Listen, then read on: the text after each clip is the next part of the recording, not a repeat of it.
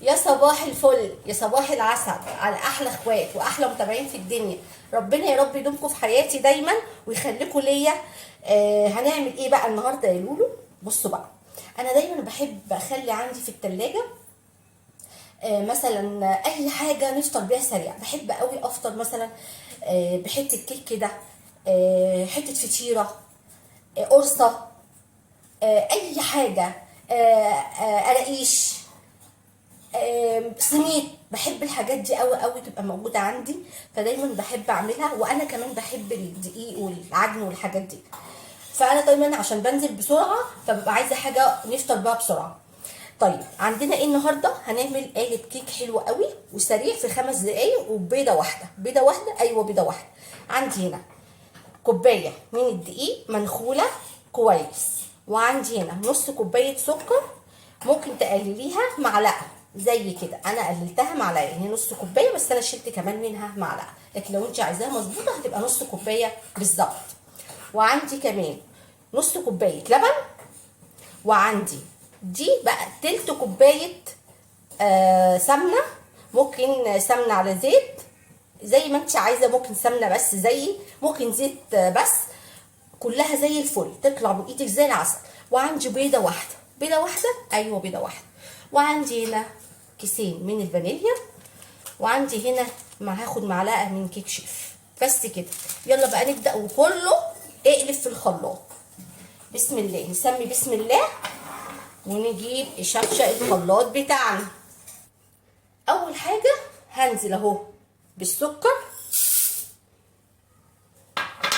وهنزل كله في بعضه باللبن، وهنزل بالبيضه. بسم الله، بيضه واحده، وهنزل بالسمنه او بالزبده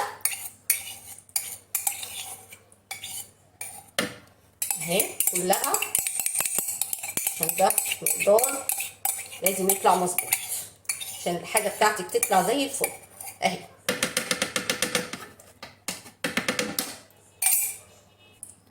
هنزل بقى بالفانيليا بعد البيضه على طول، كيسين. ولو عندك خل حطي معلقه خل يخلي لونها حلو قوي وفاتح. اضرب بقى كل الخليط ده في الخلاط ونرجع نشوف هنعمل ايه. هنا خلاص اهو ضربناه. هنعمل ايه؟ هنجيب بوله وننزل بيها الخليط ده كله بالشكل ده كده. بقى صبينا الخليط، هنبعده كده ونجيب الدقيق بتاعنا، هنحط عليه ذره ملح كده، وهنحط كمان معلقه من كيك شيف او بيكنج باودر، نص معلقه، نص معلقه، مش هنكتر اهو، اهو نص معلقه اهي. وهنقلب كويس طبعا. بعد ما قلبته كده بقى خلاص، هنزل بقى بالخليط ده على الخليط السائل، وهقلبه كده في ايه، في اتجاه واحد. هقلب كده بالراحه في اتجاه واحد لغايه ما الدقيق اللي عندي كله يختفي اهو بالشكل ده.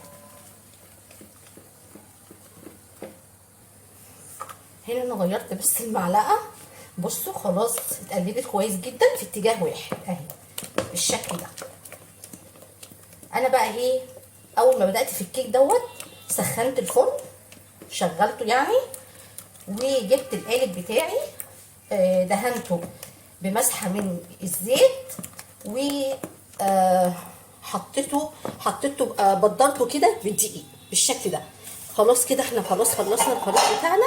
هنبدا بسم الله نصبه كده في القالب اهو بالشكل ده.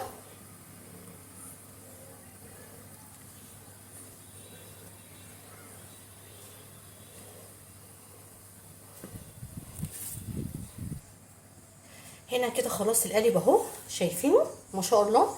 هحطه بقى في الفرن على الرف اللي في النص حوالي 35 دقيقة، اقل من 35 دقيقة لان القالب صغير. وبعد كده هنطلعه ونشوفه مع بعض. حبايبي الكيكه بتاعتنا خلصت، ايه رايكم؟ حطيت عليها ده صوص الكراميل كده، حطيت عليها كان عندي فقلت احطه كده يديها طعم كمان حلو.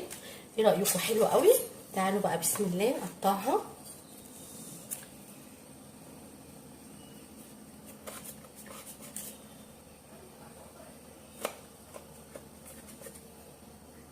مع بعض. بصوا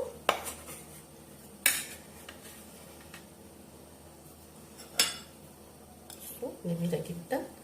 بصوا حلوه قوي صغنونه وحاجه كده قمر. بصوا الجمال، بصوا جمالها ما شاء الله، حلوه جدا جدا جدا اهي. يا رب تكون الفيديو عجبكم حبايب قلبي. ما تنسوش بقى اللايك والشير والاشتراك في القناه وتفعيل الجرس عشان يوصلك مني كل جديد. والسلام عليكم ورحمه الله وبركاته.